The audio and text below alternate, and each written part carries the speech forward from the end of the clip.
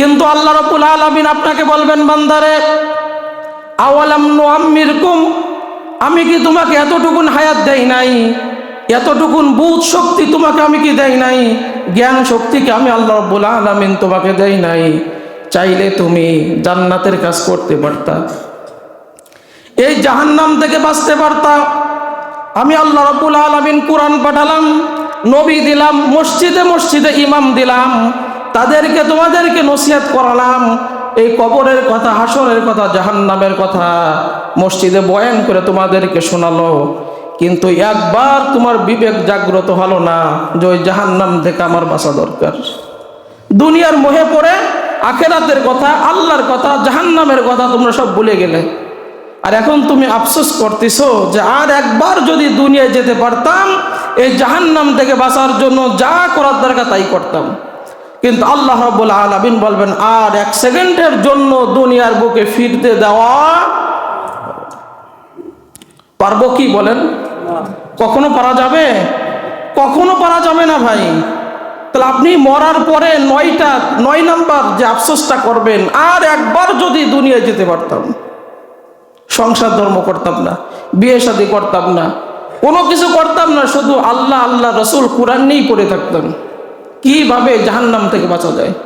আল্লাহ সাথে সাথে প্রশ্ন করবেন, আওয়ালাম নুআম্মিরকুম, আমি কি তোমাকে এতটুকুন হায়াত দেই নাই যে চাইলে তুমি নামাজ পড়তে পারতা, চাইলে কোরআন পড়তে পারতা, চাইলে ইসলামের বিধিবিধান মানতে পারতা, চাইলে তুমি জাহান্নাম থেকে বাঁচতে পারতা, চাইলে তুমি আল্লাহর জিকির করতে পারতা, চাইলে তুমি রোজাও রাখতে পারতা, হজ করতে পারতা, যাকাত দিতে পারতা, সদকা দিতে পারতা। জাহান্নাম থেকে বাঁচার অনেক উপায় আমি আল্লাহ রাব্বুল আলামিন তোমাকে দিয়েছি। অতএব দুনিয়া আর ফিরতে দেওয়া। তখন ওই বান্দা রব্বুল আলামিনের কাছে দোয়া করবেন, রব্বানা আবসারনা ওয়া সামি'না ফারজি'না না'মাল সালিহা ইন্না মুকিনুন। রব্বুল আলামিন, নিজ চোখে আজকে জাহান্নাম দেখলাম, নিজ চোখে তোমার শাস্তিগুলো দেখলাম, নিজ কানে রব্বুল আলামিন আজকে সব কিছু শুনলাম। রব্বুল আলামিন ফারজি'না, আর একবার দুনিয়ায় পাঠিয়ে দেন। রব্বুল আলামিন, আমরা এখন থেকে বিশ্বাসী হয়ে যাব। আল্লাহ রব্বুল আলামিন বলবেন, বান্দারে আর এক সেকেন্ডের জন্য তোমাকে দুনিয়ায় পাঠানো হবে না। ওই কঠিন মুহূর্তে আগুনের উপর আপনি দাঁড়ানো, আল্লাহ রাব্বুল আলামিন যদি আপনার মুখের পরে বলে, বান্দারে আর দুনিয়ায় যেতে পারবে না, আপনার অবস্থাটা কি হবে? চিন্তা করছেন কখনো? কোন আশা নিয়ে দুনিয়ার মোহে পড়ে আপনি এই কবরের কথা ভুলে গেলেন, ওই জাহান্নামের কথা ভুলে গেলেন, হাসরের কথা ভুলে গেলেন। সেই দিন আপনি হাজার আফসোস করবেন, কিন্তু কোনো কাজে আসবে না। সেই কথাই আজকে আমরা বলছিলাম। গত 2টা জুমা ধরে আমরা আলোচনা শুনছি যে মৃত্যুর পরে মানুষ 9টা আফসোস করবে, ব্যাখ্যা বিশ্লেষণ করে করে। আজকে শেষ নাম্বার বলছি যে আপনি আল্লাহ রাব্বুল আলামিনের কাছে এই আফসোসটা করবেন, আল্লাহ আর একবারের জন্য দুনিয়ায় পাঠাই দেন, এক ওয়াক্ত নামাজ আমি ছাড়বো না। মুসলমান ভাইরা আমার, কয়েকটা হাদিস আপনাদেরকে বলি, খেয়াল করেন।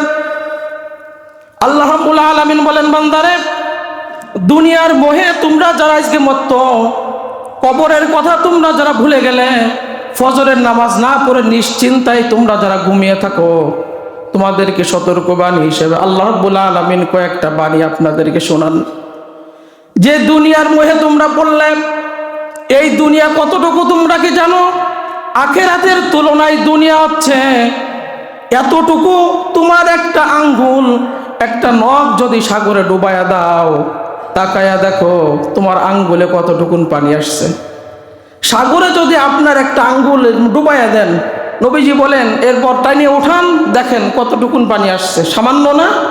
ওই গভীর সমুদ্র, অতল সমুদ্র, অত সমুদ্রের পানির মধ্য থেকে আঙ্গুলে কতটুকু পানি আসবে? আখিরাতের দুনিয়ায়, আখিরাতের তুলনায় দুনিয়ার জীবনটা ঠিক ততটুকু। অথচ এই এতটুকুন জীবন নিয়ে আমরা নানা স্বপ্ন বুনে সেই কবরের কথা ভুলে গেছি, হাসরের কথা ভুলে গেছি। একটা ইমাম গাজ্জালি রহমাতুল্লাহ আলাইহি একটা উদাহরণ দিয়েছেন, খুব মনোযোগ দেন, যারা বিবেকবান বুদ্ধিমান বুঝবেন। তিনি বলেন, এক ব্যক্তি জঙ্গলে গেছে, তাকে একটা বাঘে ধাওয়া করছে।